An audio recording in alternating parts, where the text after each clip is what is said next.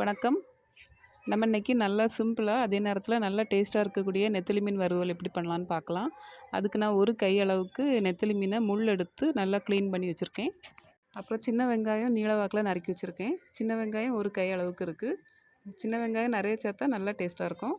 அப்புறம் ஒரு 3 ஸ்பூன் தேங்காய் எண்ணெய், அப்புறம் வத்தல் பொடி, ஜீரக பொடி, மஞ்சள் பொடி, நல்ல மிளகு பொடி, தேவைக்கு உப்பு. இப்போ எப்படி பண்ணலான்னு பார்க்கலாம். முதல்ல நம்ம மீனை வேக வச்சிடலாம். அதுக்கு மீன் கூட கொஞ்சம் மஞ்சப்பொடி, கொஞ்சம் உப்பு சேர்த்து ஒரு 1/4 கப்புக்கும் குறைவாக தண்ணி சேர்த்து ஒரு 2 நிமிஷம் நம்ம இதை வேக வச்சா போதும். அதுக்குள்ளே தண்ணியும் வற்றிரும், மீனும் நல்லா வெந்துடும். ரொம்ப நேரம் வேக வைக்கக்கூடாது, மீன் அப்புறம் பொடிஞ்சிரும்.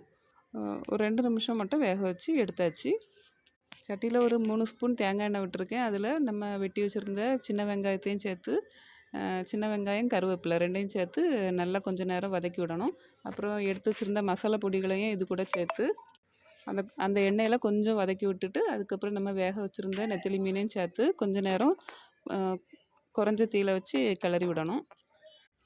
ஒரு 5 நிமிஷம் நம்ம இதை குறைஞ்ச தீயில் கிளறி விட்டால் போதும், ரெடி ஆயிரும். இப்போ ரெடி ஆகிடுச்சு. ஸ்டவ்வை ஆஃப் பண்ணதுக்கப்புறமா இதில் இன்னும் கொஞ்சம் நான் நல்ல மிளகு பொடி சேர்த்துருக்கேன்.